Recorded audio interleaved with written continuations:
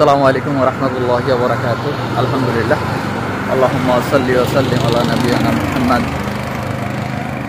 আলহামদুলিল্লাহ, আল্লাহ সুবহানাহু ওয়া তাআলা দয়া করেছেন, অনেকদিন পর প্রাতঃ ভ্রমণের কথনের সুযোগ হলো। আলহামদুলিল্লাহ, সবই আল্লাহর ইচ্ছা। আল্লাহ সুবহানাহু ওয়া তাআলা চাইলেই কেবল আমরা আসলে ইবাদত বন্দেগী করতে পারবো, না চাইলে কেবল সেটা পসিবল না। আমাদের হয়তো অনেক সময় অনেক নিয়ত থাকে, এইভাবে আমরা করব, অনেক কিছু প্ল্যান পরিকল্পনা থাকে, কিন্তু আল্লাহর প্ল্যানের সাথে যদি আমাদের প্ল্যান ম্যাচ করে তো এটা সাকসেসফুল হয় বা এক্সিকিউটেবল হয়, নাহলে হয়তো আমরা এটা এক্সিকিউট করতে পারি না। আর মুমিনের জন্য সবচেয়ে কষ্টের ব্যাপার হচ্ছে সে যখন আল্লাহর ইবাদত করতে পারে না, আল্লাহর ইবাদত থেকে যখন সে দূরে থাকে। এটা হচ্ছে মুমিনের জন্য সবচেয়ে কষ্টের মুহূর্ত, সবচেয়ে কষ্টের সময়।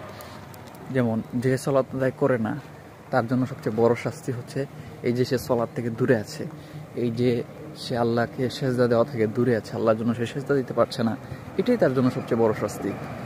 পরবর্তীতেও তো আরও শাস্তি বাকি রয়েছে, কিন্তু এটা হচ্ছে তার জন্য সবচেয়ে বড় প্রাথমিক শাস্তি, যে শাস্তিটা সে পেয়ে গেছে অলরেডি। তো এই যে আর কি, আলহামদুলিল্লাহ। তো এই ক্ষেত্রে আসলে আল্লাহ সুবহানাহু ওয়া তাআলা আমাদেরকে, মুমিন হিসেবে আসলে আমাদের উচিত সবসময় আল্লাহর গোলামি করা এবং সেই সুযোগটা পাওয়া, যেটা আসলে আল্লাহ সুবহানাহু ওয়া তাআলার পক্ষ থেকে দিয়েছেন। আল্লাহ, আমরা ইবাদত বন্দেগী করবো। ইবাদত বন্দেগী যদি না করতে পারে, এটা আমাদের জন্য অনেক কষ্টের মুহূর্ত। সেটা সালাত আদায় করা হতে পারে, সেটা কারোর সাথে ভালো ব্যবহার করা হতে পারে, বিভিন্ন ইবাদত বন্দেগী সবগুলোর ক্ষেত্রে যদি আপনি চিন্তা করেন যে আমরা না করতে পারলে মুমিন হিসেবে আমাদের খারাপ লাগার কথা। ভিতরে যদি খারাপ লাগা না থাকে, তাহলে আমাদের টেনশন হওয়া উচিত। হ্যাঁ, আমাদের চিন্তা হওয়া উচিত যে আসলে ইবাদত বন্দেগী করতে পারছি না, অথচ আমার ভিতরে খারাপ লাগতেছে না।